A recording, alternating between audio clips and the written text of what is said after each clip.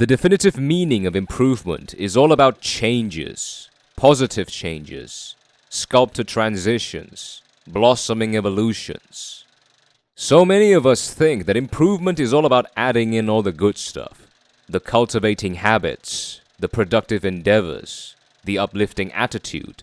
While they are undoubtedly what create or demonstrate the improvement, they are not what started it. Improvement does not start until you can internally muster up the resolve and decisive intent to seize and remove all the bad stuff from your life that is binding you into ingloriousness. The destructive lifestyle, the aimless squalor, the hopeless attitude. Because even if you finally introduce all the good stuff into your life, if you still possess the same level of attention, intensity, and frequency towards all those bad stuff, it's only going to be a matter of time before you drop all those good stuffs that you worked so hard in introducing as well as building up, and return to your decadent hole of unpleasant and unappealing miserableness. It's only a momentary excuse to feel good about yourself, rather than an adamant decision to change for the better. Because all the good stuff actually takes effort to slowly cultivate and maintain. The bad stuff only takes a mere compliance to hastily snowball. Now, when I say seize and remove, I don't only mean you just decide to stop doing them. I also mean that you must agree to battle their seduction for the rest of your life. Because not only does old habits die hard, but vices exist within us as well for as long as we live. While some people tell you that you can somehow remove vices, the only thing you can do is resist against it. And it is ultimately our choice whether to let them influence us or if we take reign over their tempting narratives. It is a constant battle of control between ourselves and our impulses when we choose to improve. And to be utterly realistic, some battles you will win and some battles you will lose.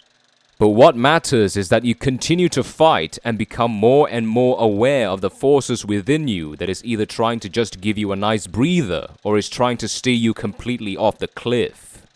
There are forces within us that will try to distract us into many directions that seemed pleasant, but as we all have been adamantly aware by now, what usually looks good and feels good is most of the time not good for us.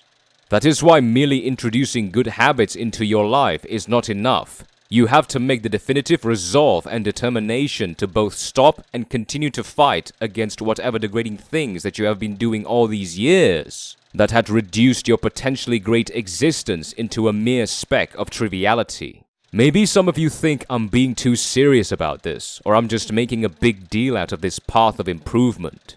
Well, let me ask you then, who doesn't want to become better? Who doesn't want to experience the finer things that life can offer? Who doesn't want to get out of the bad circumstances that they are in? Everybody does. That is why you have to take this very seriously. That is why you have to make a big deal out of it.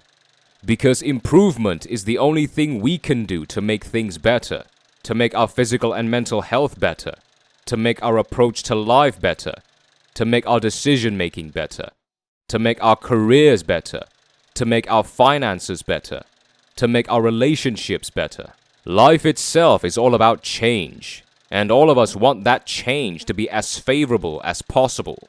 And that change starts internally, with your definitive resolve to not remain the same miserable person anymore.